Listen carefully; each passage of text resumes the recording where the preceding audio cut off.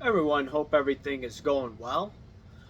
I'm gonna do a different video. It's not a hanky panky video, it's more of analyzing trends. But I wanted to show you a few cards that I acquired a couple of years ago. It's probably down in value, but I don't care. It's just that I follow cricket sometimes, and I bought some cards of cricket. This is what Sir Donald Bradman, one of the best cricket players of all time. So he's the GOAT. This is SGC 7.5, 1957, number 16, okay? An SGC holder. There's also 1978 Ace Sporting Aces, Sir Donald Bradman, SGC 8.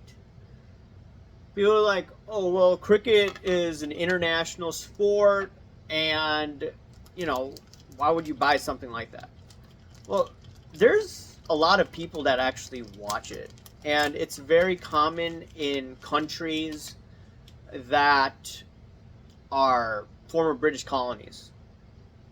And why I wanted to bring this up, I do believe that this whole hobby, I want to turn to the hobby now. The hobby is becoming more international based. And I'm just thinking out loud. I'm not telling you what to do.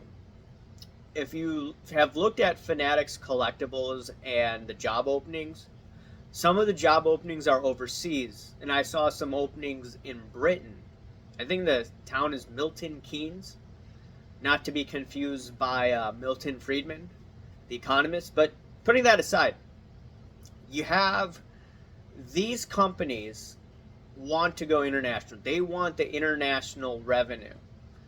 And I think they wanted to do that with some influencers. Remember Shayway Vlogs? Well, he was in a Fanatics International commercial.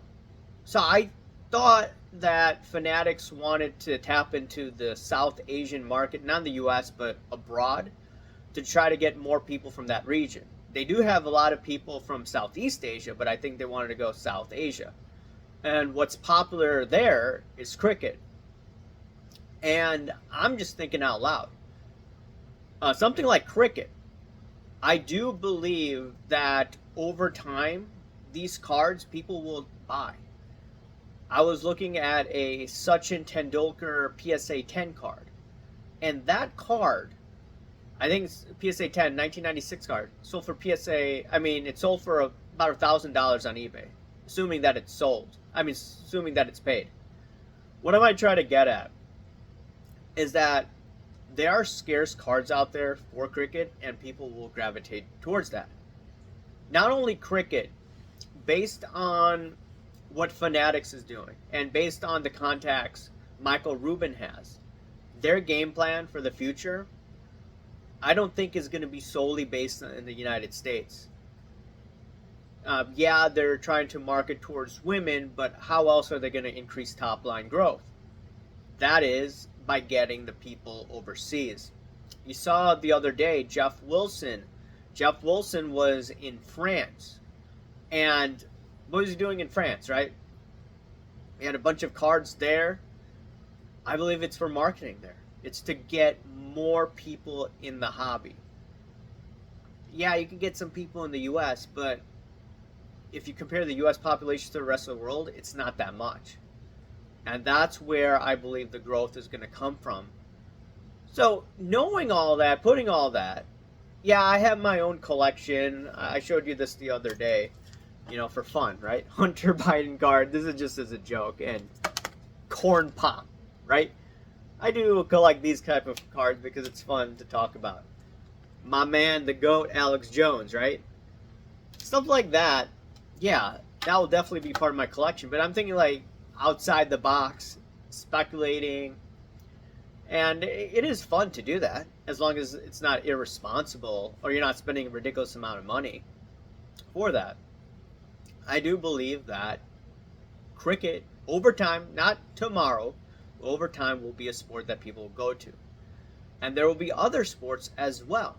People say, oh well, no one speculates in tennis, but if they go international, well, some of these tennis cards, I bought a bunch of Nadals. Actually, People mock me for that. Yeah, I'm underwater on those cards. I didn't make money during the pandemic, but that was one of my mistakes with Nadal.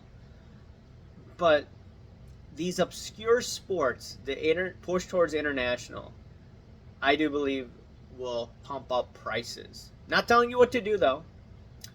Anyways, not a hanky panky video, but just sharing my own thoughts. I wanted to hear your own opinion on that.